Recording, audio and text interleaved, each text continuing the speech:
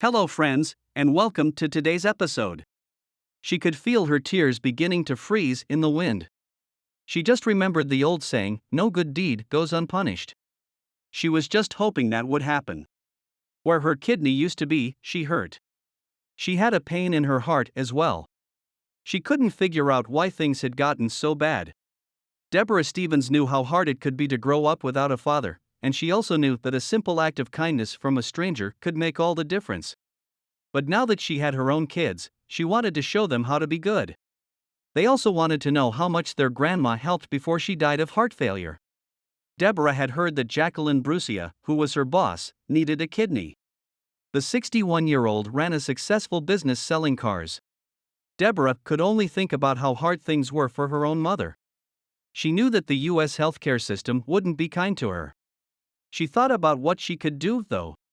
She decided that she would give her own kidney to her boss if their blood types were the same. She wanted to help someone else in a good way.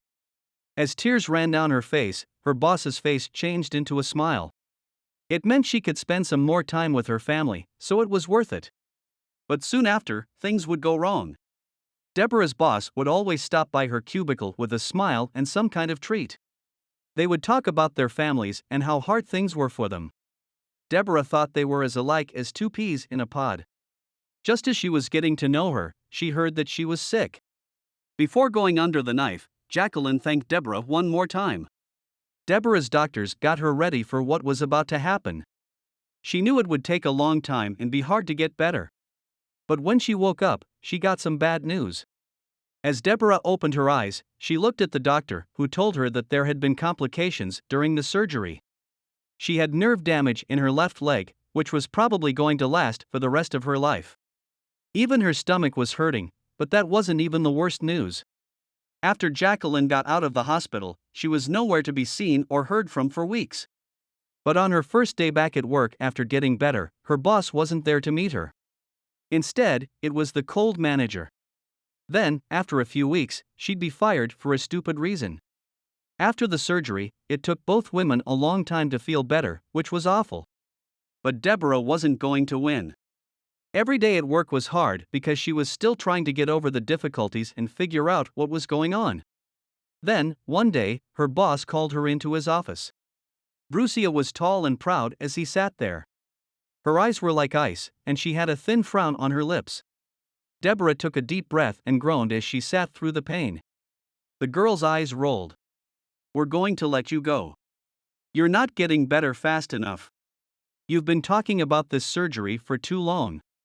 We can't carry dead weight that doesn't make us money." It felt like being cut open again, but this time while I was awake. Deborah sat there stunned and stumbling over her words as she tried to figure out what to say. Did she mean what she said? As Brucia ran off a long list of complaints that were not true, she felt her world fall apart. Had he lied about everything to get her kidney? Some of the reasons Brucia gave were that she was late, didn't do much work, used the guilt of the surgery to get paid for doing nothing, had a bad attitude, and made the workplace unhappy. All the way to her car, Deborah cried.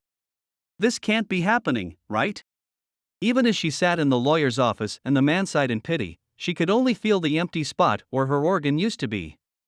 She lived her life by the ideas of being kind and giving. The act of kindness she did to honor her late mother was now ruined. It could only be fixed in one way. In addition to her lawyer's resolve, Deborah told her story to news sources. The world gave them a lot of help in return. It helped heal the cuts and scrapes she now had. It was a very clear no comment from Brucia. But the case for pain and suffering and money losses would get her attention for sure. Deborah said, "I stand by my act of kindness. That wouldn't be taken away by anything." She would keep teaching people about kindness and love. Her kids would look up to her as a model of how to be a good person. But now, they would also learn about fairness and how to stand up for themselves when people took advantage of them. That's it for today, friends.